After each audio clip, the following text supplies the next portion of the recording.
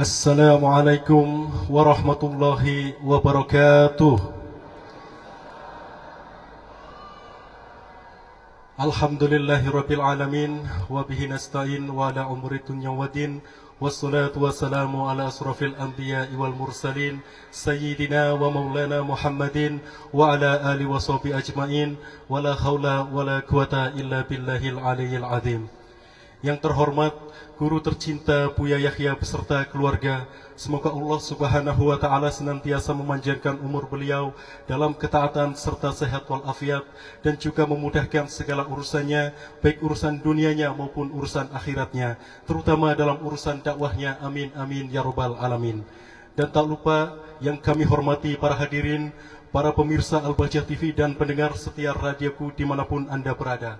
Segala puji bagi Allah Subhanahu wa taala atas limpahan nikmat dan karunia-Nya, hingga pada kesempatan kali ini kita masih diberikan keistiqomahan untuk mengikuti majelis-majelis mulia dalam program kajian rutin Majelis Al-Bahjah Bogor yang rutin diselenggarakan setiap hari Selasa malam Rabu di Masjid Raya Kota Bogor, tentunya bersama guru kita tercinta Buya Yahya. Yang insya Allah pada kesempatan kali ini kita telah sampai pada pembahasan bab silsilah membersihkan hati.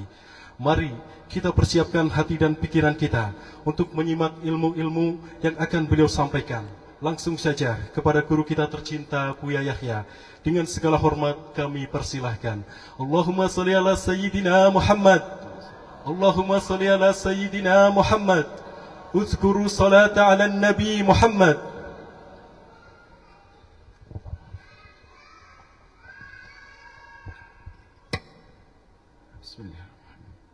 Assalamualaikum warahmatullahi wabarakatuh. Alhamdulillah.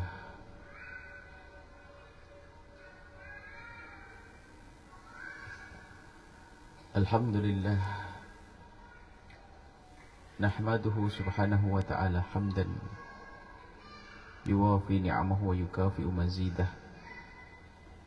Ya Rabbana lakal hamdu kama yanbaghi li jalali wajhika wa li'azimi sultanik. Subhanaka la nuhsi thana'an 'alaika anta kama athnayta 'ala nafsik falakal hamdu wa lakash syukru 'ala dhalik. Allahumma salli wa sallim ala habibina sayyidina Muhammad wa ala alihi wa ashabihi wa tabi'ina lahum bi ihsanin ila yaumiddin. Allahumma ya Rabbana nas'aluka mahabbata habibika sayyidina Muhammad a'inna ala tiba'i sunnatihi uhsyurna yawmal qiyamati ma'a zumratihi wa tahta liwa'ihi. Allahumma ya Rabbana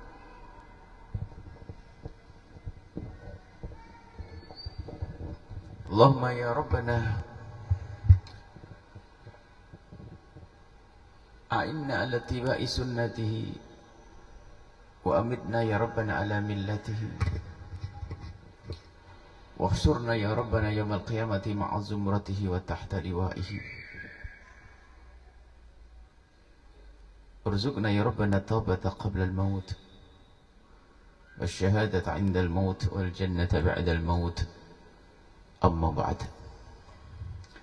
Yang sangat kami cintai, kami muliakan para pecinta baginda Nabi sallallahu alaihi wasallam, perindu ridha Allah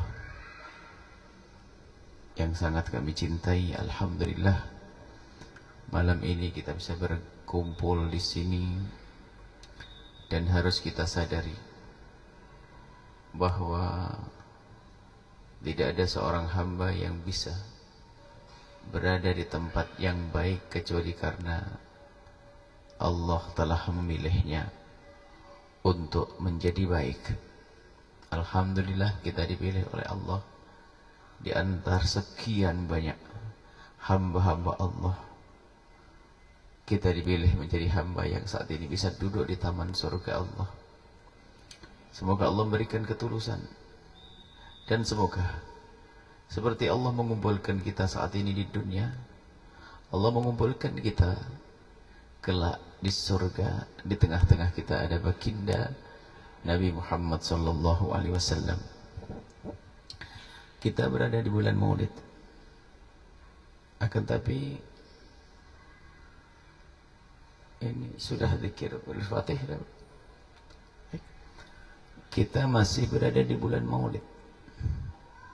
Alangkah indahnya jika kajian kita pun juga kita sambungkan dengan baginda Nabi sallallahu alaihi wasallam. Dan setelah itu kita akan lanjutkan silsilah pembersih hati. Para ulama selalu menyebut-nyebut tentang cinta kepada Rasulullah. Karena begitu pentingnya kecintaan kepada baginda Nabi. Malam ini singkat, ayo kita serius. Serius kita mengoreksi diri kita. Sejauh mana rasa cinta yang ada di hati kita, seperti apa? Bagaimana urusan kita dengan baginda Nabi sallallahu alaihi wasallam? Kita perlu serius. Selama ini kita menjadi orang yang suka mengaku-aku. Ngaku kalau kita cinta Nabi. Ngaku kalau kita kenal Nabi. Mengaku. Kadang di hati tidak ada itu. Itu yang dikhawatirkan. Orang hanya pandai mengaku. Sebab Nabi Muhammad itu mahal. Nabi Muhammad itu mahal. Bisa dijual. Jadi ada orang membuat perkumpulan atas nama Nabi Muhammad. Ini benar tidak? Karena ingin mengagungkan Nabi Muhammad atau karena dia ingin numpang untuk mencari kemasyhuran di balik nama Nabi Muhammad. Kita harus jujur saat ini, semuanya dari kita dengan Rasulullah. Kalau seandainya ada kita buat majelis pembenci Nabi, nggak ada yang datang. Tapi karena kita buat majelis pecinta Nabi, maka orang pada senang berbondong-bondong. Makanya dikhawatirkan kita tidak tulus. Di saat kita mengaku kenal Nabi, mengaku cinta Nabi, nggak tulus, ini rugi. Sekarang mari dalam waktu singkat ini kita mencoba. Benar enggak kita selama ini ngaku cinta Nabi Muhammad? Di hati kita ada enggak Nabi Muhammad? Kalau para sahabat Nabi lihat, cinta itu memang di dalam hati. Tapi cinta yang ada di dalam hati ini akan mempengaruhi perilaku zahir. Perilaku zahir mereka.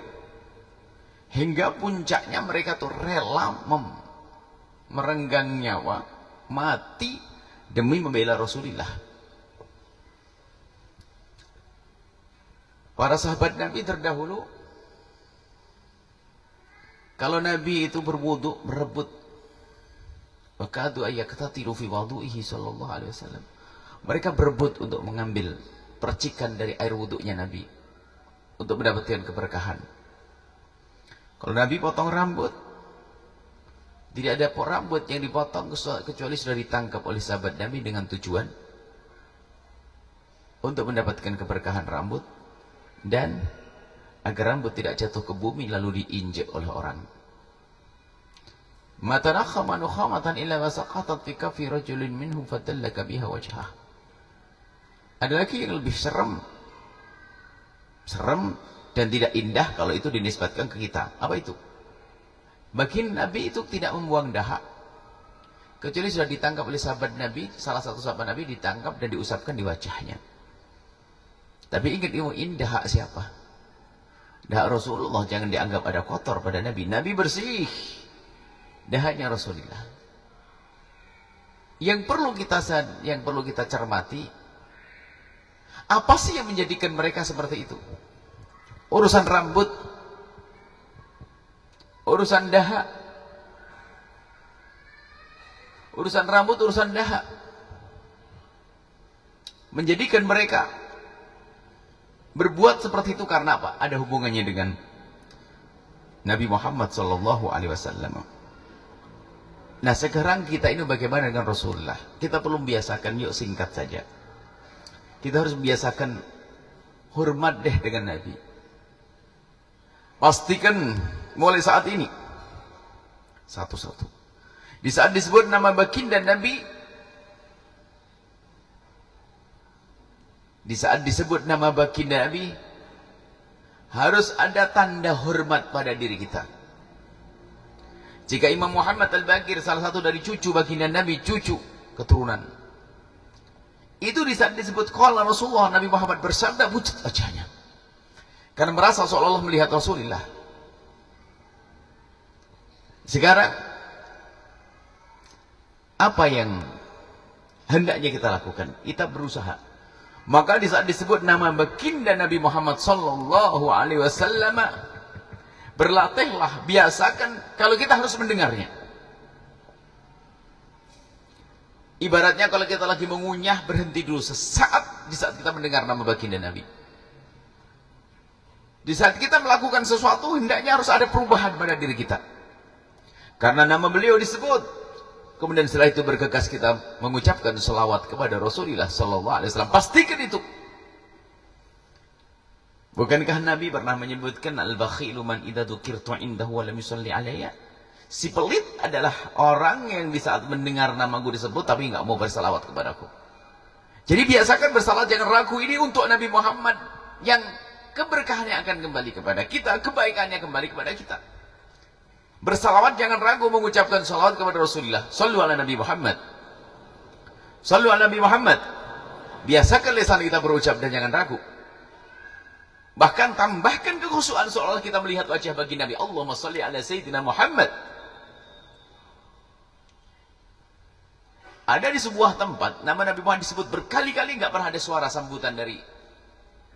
Kenapa? Belum terbiasa. Belum ada getaran cinta di dalam hatinya.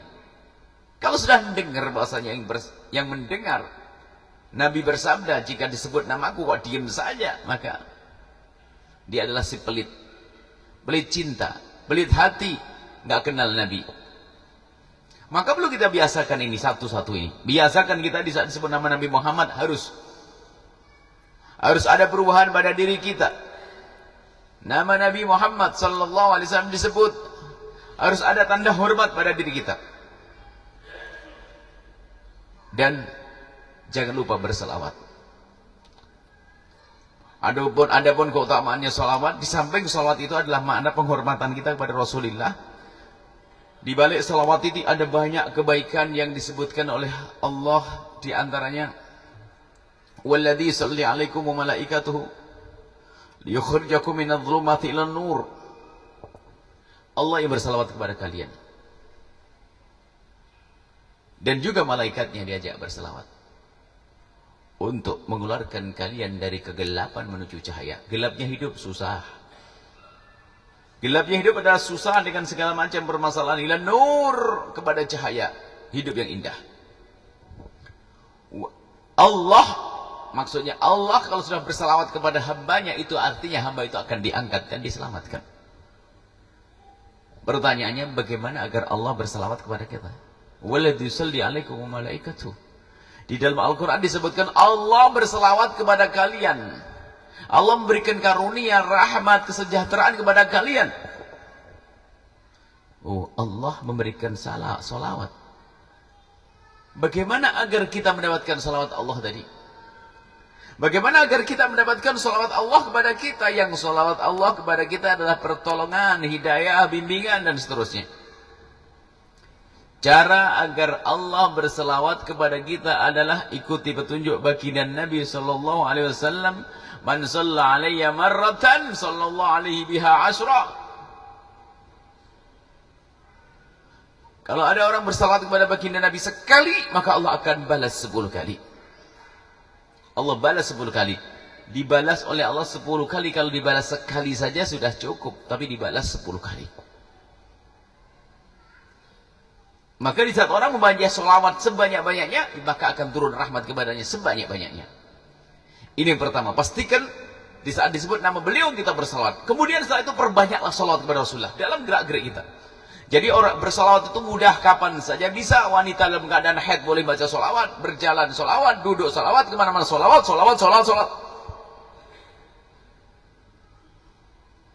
Yang serius selawatnya, selawat yang berkualitas. Salawat seolah-olah kita melihat wajah baginda Nabi. Salawat seolah-olah kita melihat Nabi saat perang. Saat kita salawat seolah-olah kita melihat Nabi saat dipukuli. Salawat dan terus. Ini yang pertama. Bersalawat. Di saat disebut nama Nabi Muhammad jangan cuek. Jangan cuek. Sahabat dulu kalau sudah ada hubungannya dengan Nabi Muhammad sangat diperhatikan. Di saat semua yang ada hubungan dengan Nabi Muhammad diperhatikan. Ini loh yang pertama yang harus kita hadirkan. Di rumah kita yuk kita biasakan dengan sholawat. Anak kita sholawat. Kalau perlu password kita, kalau kita ingin telepon anak kita bertanya dulu, nak sudah sholawat berapa kali sayang? Umi baru ngomong nanti. Anak kecil kita di rumah kita jadikan berselawat. Sebelum tidur berselawat, bangun tidur berselawat. Minimal kan 300, minimal 300 mah pelit banget, sedikit 300 itu. 300 sedikit. Akan tapi paling tidak minimal. Maksudnya pagi anak kita sudah 100 kali berselawat, siang 100 kali berselawat, sebelum tidur 100 kali berselawat. Ini yang pertama, dan ini paling gampang. Nggak keluar modal kita, nggak keluarkan duit. Nggak usah pakai wudu, nggak usah pakai ini. Kapan saja kita berselawat di atas kendaraan saudara. Kalau memang kita takut lupa dibantu dengan pengingat namanya tasbih misalnya. Bisa saja yang demikian itu. Yang penting tolong. Ayo kita selalu dengan Rasulullah. Perbanyaklah menyebut nama Nabi Muhammad. Bersalawat kepada Rasulullah. Kemudian koreksi kita adalah urusan kita dengan baginda Nabi. Kita perlu menyadari, semuanya perlu sadar, karena kita sudah melakukan sebetulnya. Sebab sadar itu khusyuk. Menyadari kalau kita itu melakukan sunnah Nabi. Sebab kadang kita melakukan sunnah Nabi tidak menyadari. Jadi tidak mendekatkan hati kita dengan Nabi karena kita tidak menyadari kalau kita melakukan sunnah Nabi. Subhanallah, ini penting sekali. Berarti tingkat Anda ini sudah tingkat tinggi, bukan tingkat belajar sunnah Nabi, bukan. Anda sudah melakukannya, cuman Anda tidak menyadari. Lah kita perlu sadar saat ini. Menjadikan kebiasaan kita benar-benar dengan Rasulullah. Anda sudah punya ilmu kok. Kalau ditanya akan menjawab semuanya. Cuman permasalahan kita suka lupa dengan Nabi karena kekayaan yang Allah berikan, karena kesenangan bermacam-macam kita suka lupa dengan Nabi. Kalau ditanya pasti semuanya punya ilmu. Sehingga sebagian masyayikh mengingatkan ternyata bukan banyaknya ilmu yang engkau perlukan saat ini, akan tapi sadarmu di saat engkau mendapatkan ilmu. Coba ilmu kalau ditanya. Ibu bapak kalau makan pakai tangan yang mana? Kanan. Semuanya tahu ilmunya. Kalau makan membaca apa? Bismillah. Selesai makan baca apa? Mau ke toilet kaki mana duluan? Kiri dan seterusnya. Kalau pakai baju usahakan Anda menggunakan dengan baju dengan tangan kanan Anda. Sekarang pertanyaan ringkas, singkat, sederhana, tidak usah dijawab. Ibu, tadi siang waktu pakai baju kanan dulu apa kiri dulu? Tidak bisa menjawab karena tidak ingat. Leher dulu kali.